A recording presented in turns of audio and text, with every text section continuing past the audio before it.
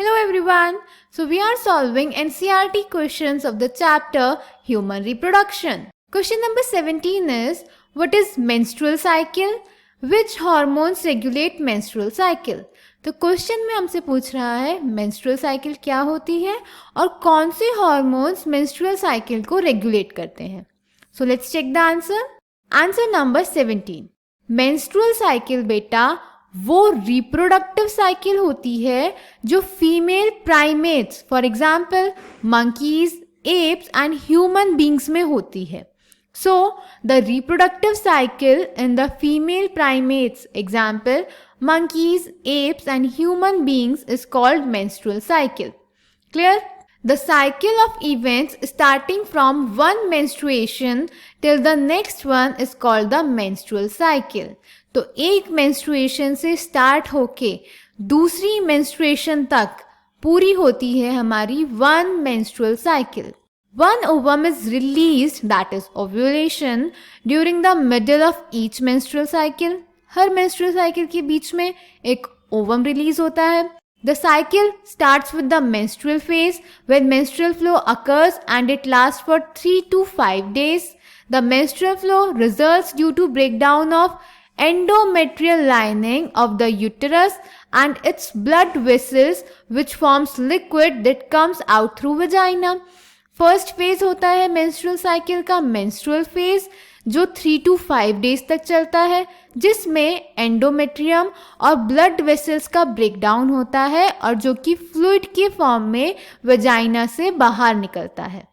Menstruation only occurs if the released ovum is not fertilised. Menstruation सिर्फ उस case में होगा जब हमारे ओवम का फर्टिलाइजेशन नहीं होगा. Lack of menstruation may be indicative of pregnancy. However, it may also be caused due to some other underlying causes like stress, poor health, etc. The menstrual phase is followed by the follicular phase. Menstrual phase के बाद आता है follicular phase. During this phase, the primary follicles in the ovary grow to become a fully mature Graafian follicle.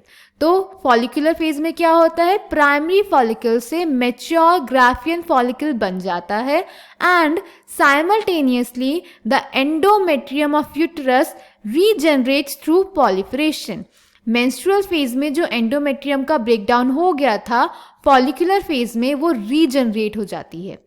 These changes in the ovary and the uterus are induced by changes in the levels of pituitary and ovarian hormones. ये जो menstrual cycle होती है, ये जो uterus में changes होते हैं वो pituitary और ovarian hormones की वजह से होते हैं. The secretion of gonadotropins, that is LH and FSH, increases gradually during the follicular phase and stimulates follicular development as well as secretion of estrogens by the growing follicles.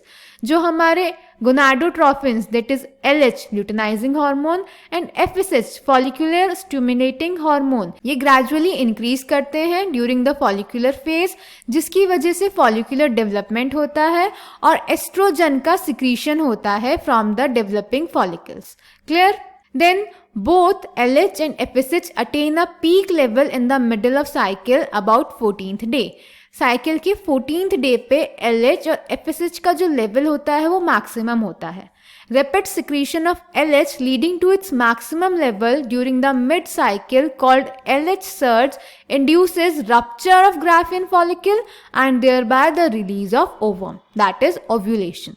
LH का level जब maximum हो जाता है उसको बोलते हैं LH surge और उसी की वजह से हमारी ग्राफियन फॉलिकल रप्चर होती है और ओव्यूलेशन होता है यानी ओवम रिलीज होता है.